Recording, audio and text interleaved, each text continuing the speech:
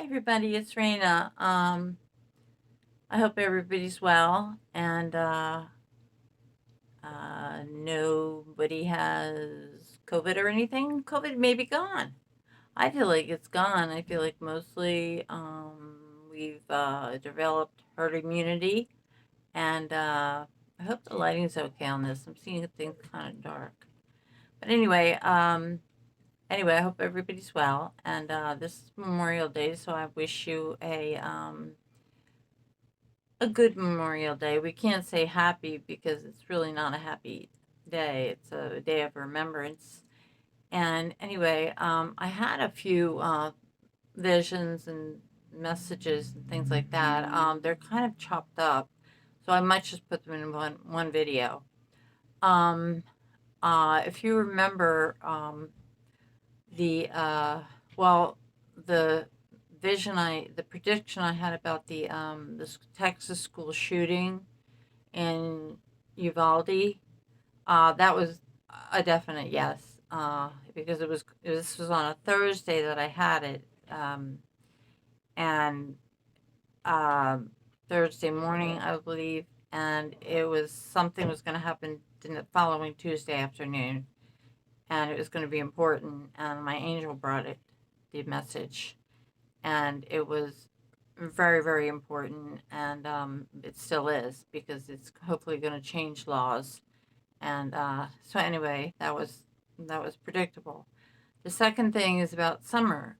Summer Wells told me, my little angel, that it's about the 27th. She told me that just a couple of videos ago, and she had shown me a screen of like moonlight and like a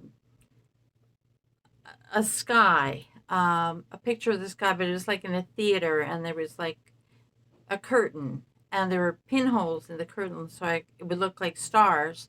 And she had written things on them. There were five posts, like five white posts on one side, or they could have been ones.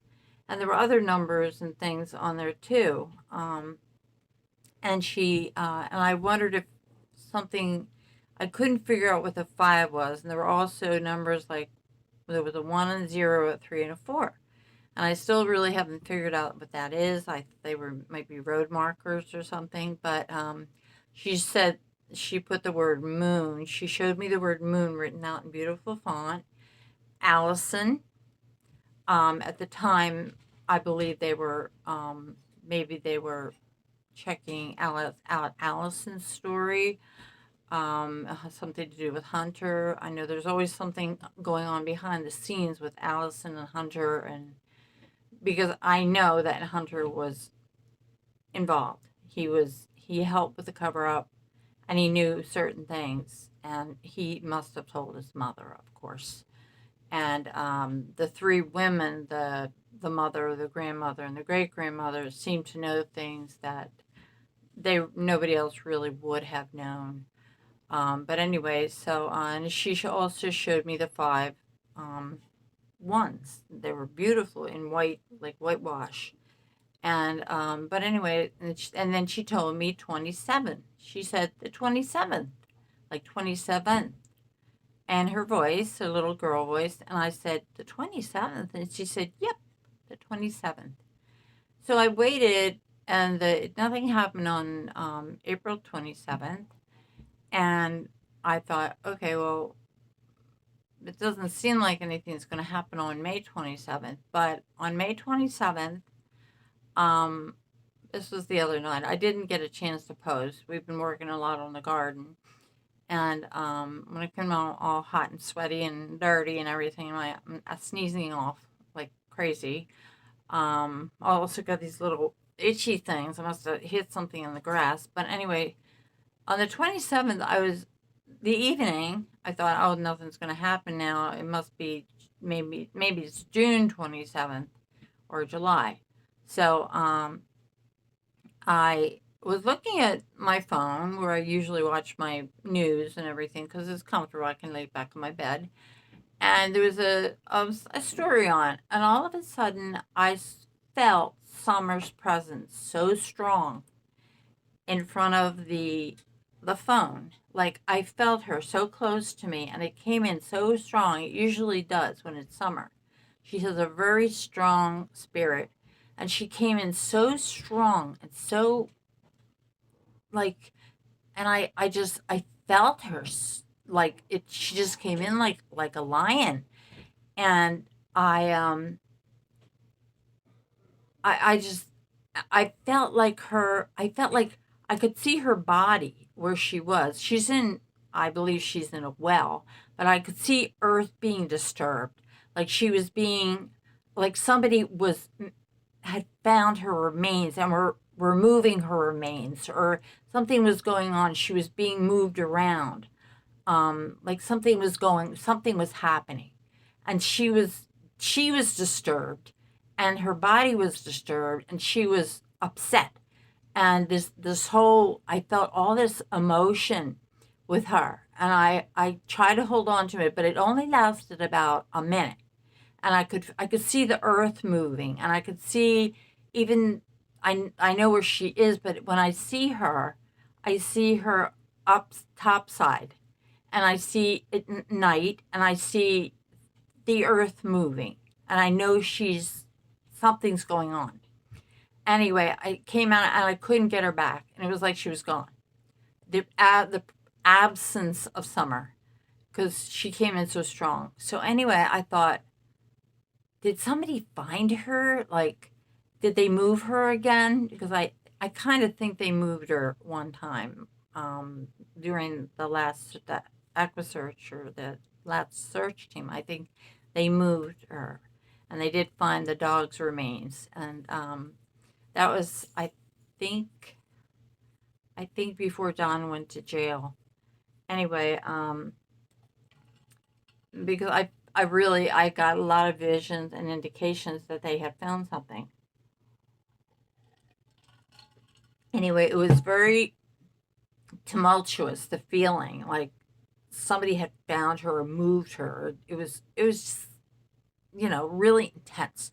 So anyway, I thought, oh my God. So I got on the phone the next morning and I checked the, you know, to see if anything had happened.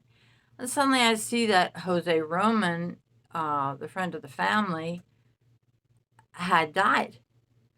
And I thought, oh my God, that was kind of weird. Like that would happen on the 27th. And the next morning, it was 2 days before. But I don't know if it was out. The news was out yet. That might have been out the night before, but whatever. Because it was at nighttime that I was reading the news on the 27th and that he had died. And they don't know why he died. And the autopsy, I kind of think it may have been suicide because I know he was. I'm not saying that, I'm just assuming. I mean, I'm just speculating that it may have been, something like that. And I had a vision last night and it was about Jose and he was somehow connected with Summer in some way, but I cannot remember. I will, and I'll try to get something again. But and I was like surprised. I was like, really? Like it was somehow connected, but I could not remember because I didn't remember when I woke up, but I remembered it later that there was some sort of a connection between Summer's case and Jose. And they told me, my spirit guides told me something, but I can't remember it. So anyway, I'm sorry, but I'll keep trying. But anyway, I might have to put these all together because they're bits and pieces. I did call about Daniel Robinson. I did get in touch with I talked to a detective. In fact, he even called me back, and then I called him back because I saw there was an Arizona number on my phone, which is where Daniel was last seen, Buckeye, Arizona, the desert where he was working. He was a geologist, and he was working out there in the desert near Buckeye. And I had called and told him what I saw. And he was very nice. He called me back. He listened to me, which was, like surprising.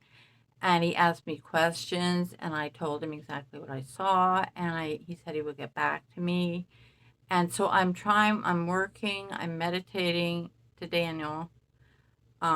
He came in as Danny. That's what the name came in as. So to where he is, like I know there's not streets in the desert, but there are places you could be near. You know, a hint of what it would be called. So that's what I'm working on right now. I also have picked up something on the Liña Kilt case. She's a little, well, she'll be before now, but she's been missing for about 6 months. She's a little Afghani girl. They live in, the family lives in San Antonio. They came from Afghanistan, and they're very old fashioned. They still have the customs. Nobody speaks. They had to be translated um, from a friend of the family. The translator had to. The family does not speak English. Even little Lena did not speak English. She was 3 at the time when she went missing. And what I saw was I had been asking like last year about her, but I didn't get anything. And I was just working around the house again. My eyes were wide open, and what I saw was they live in apartments, and the apartments I didn't get a good look from what they said on TV, or the video on YouTube, the case, and everything like that. It seems that, well, what happened? They said what happened was the mother. She's 24. She was pregnant again. She had Lena, who's 3, and the brother. There was another little brother. I don't know if he was older than Lena or younger. But they were playing around the playground, the apartment playground.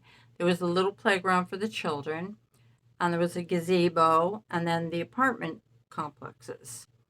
Um, and there was a community, mostly an Afghan community, living in the apartments. And she had walked away for a second, and she said, turned her back, and then I don't know, it's very unclear why she turned her back or why she walked away from a 3-year-old. And then when she came back, Elena was gone. She was a cute little girl. And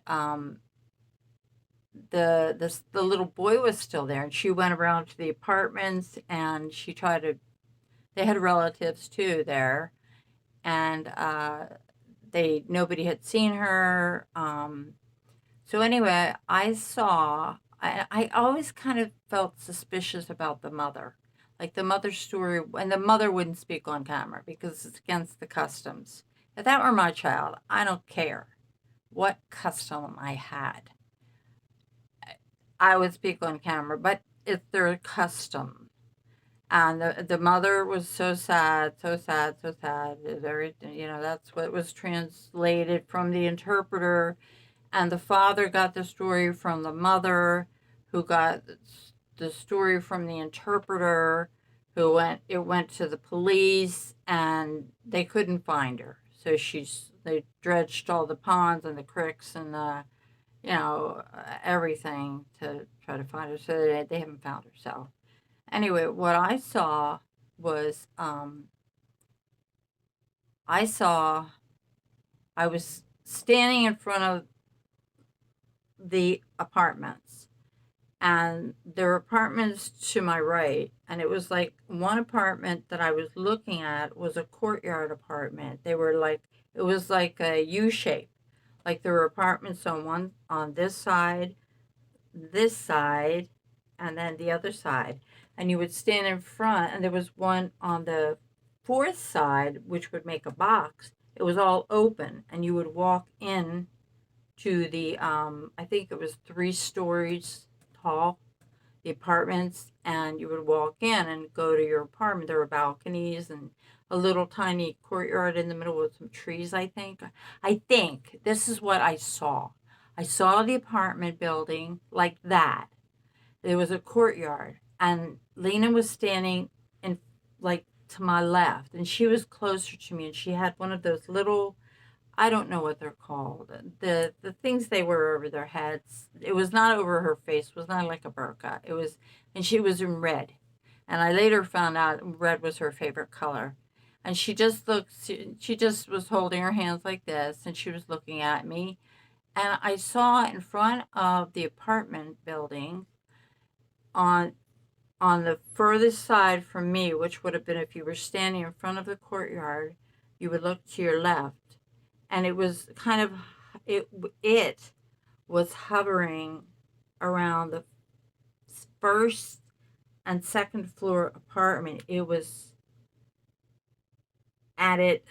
Um, it was some sort of an evil spirit. It was black, and it was like made out of dark, dark air, like dark, and it was in human form, but it was not a human, and it was evil. And I saw it had eyes, and they were like little slits, and it was like thick smog, like the thickest smog. It wasn't like solid, and it was above the ground, um, and it was big. It was taking over, like, from the second floor down to the first, and it didn't have legs or anything. It just had a bottom, like it was wearing a cloak or something. And it was an ugly gray black mass. And I knew it was evil. It was a bad spirit. It was a bad thing. And it was glaring at Lena. And she was like here. And it was over there in front of those apartments. And I don't know if the apartments it was in front of belonged to the person who I believe took her, or it was just that I knew that somebody in those apartments took her.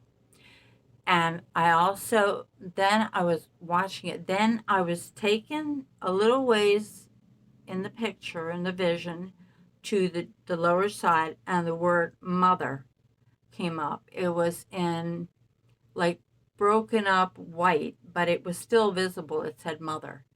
And I heard the word mother also. And I felt there was guilt. There was guilt there. And I felt the mother, once again, like I felt before, wasn't telling the truth. She wasn't telling the whole truth. And it, the vision faded, but I thought about it, and I thought, no. I said, someone distracted, because there were 18 minutes time missing between the last time that she said she saw Lena and the time when she noticed she was missing something. There were discrepancies. And plus, with the translation barrier, it was suspicious to the police. And I knew that the mother was holding back on something. She knew something that she wasn't telling. And I really felt that someone distracted the mother during this time. It was somebody in the apartments who took her. And it may have been a 2-person operation, a 3-person operation, but somebody distracted the mother away from her children. And then somebody else grabbed Lena and took her. And I totally believe that, because that would allow for time. Somebody might have said, I need help. I need help. My child is choking or whatever. But somebody distracted, and she feels unbelievable guilt. This is my opinion. This is what I feel. She feels such guilt for doing that, and she doesn't want to admit it, that she did this, that she took her eyes off her daughter because she's afraid her husband will, hit the roof. And she knows what she did. I felt guilt, total, really bad guilt, and that she was hiding something. Not that she knew this person that distracted her. I don't necessarily believe she did, but they distracted her long enough for somebody else to grab Lena. And that's what I feel. And I'm going to turn my information in. And I also feel that she's not with us anymore. Um, uh, that's that's what I feel. And the mother will not. She won't even go on camera. She had to be behind a curtain when they did. She did, after 5 months, finally say something. I believe that she's not being honest, that she did look away. She did walk away for enough time. This was planned. Lena was picked out, and that spirit, that god awful, horrible thing that was staring at her, it was the epitome of evil. So I'm going to tell the, I hopefully can talk to a detective like I did before.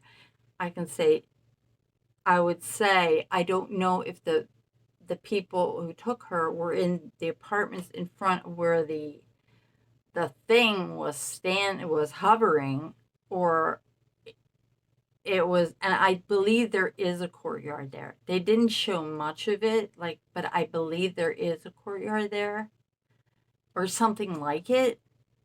So I I don't even know where they live. I mean, they didn't show enough pictures because it's all like they're very private, so they didn't, it wasn't like a big thing. They've had a lot of volunteers looking. And I believe that they're not going to get anything out of the mother because she just, anyway, so that's my story. I'm still working on Summer. That's the last thing I got for Summer. I believe something was happening with Summer because she was extremely upset about Jose, because he seemed to genuinely care about the children. And he knew something, I believe. It has something to do with, he knew something. And whatever the message was that I got, that I can't remember, Summer was very upset. She was like unearthing something. Her body was being disturbed. She was really upset. And then Jose, we find out he's dead the next morning. I mean, that was not a coincidence. She said the 27th. And that's when she came to me. And we're still, I know she's going to be found. So anyway, that's, I think, all I have to say for now. And continue asking Daniel where he is in the desert. I'm constantly getting messages. Oh, and I had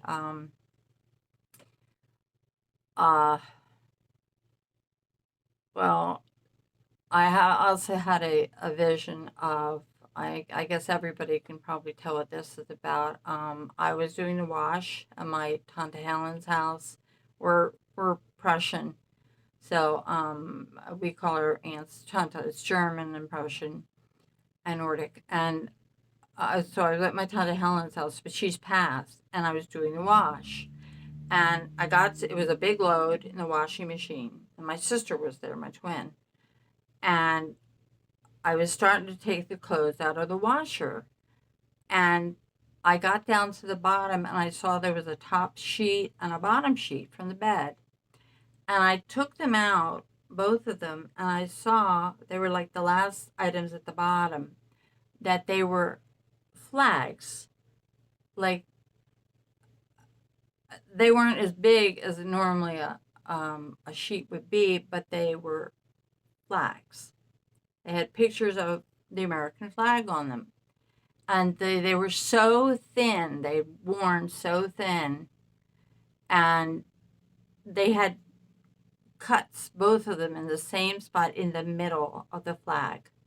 And they were shredded, and I knew they were very old, and they hadn't made it through the washing machine because the cycle just spun, and it was too much to be spun around so many times that they had shredded basically there was no, and I said to my sister, oh well, I was trying to be optimistic. I said maybe I can say sew them, fix them on Tante Helen's sewing machine because she always sewed, and but I didn't believe they could be fixed, and I just was kind of disappointed, and it reminded me of Old Glory, seeing the flags there, and they had the stars. I saw the stars and the stripes, they were so faded and old, and they were precious, and I was sad that they had ripped like that. I just think that's the state of the country, the divided nation, and that the agitator is the all this stuff that's been going on, that the country is divided right now, and it cannot be fixed the way it is. It has to be started again in some way. Um, so I knew what that vision meant, that it's got to be started again because it just can't be fixed like this. And so anyway, it can't. It's got to be redone. It's got to be restarted. Um, Try something new. So anyway, that's all I have to say, and I will let you know if anything else happens. I think that's all. I may have something else to say, but I can't really remember. I know there was another political one, but it's just more of the same thing. A lot of zigzaggy red things, and um, you know. So anyway, okay, I'll talk to you soon. I hope you have a good night. I love you. Okay, bye bye.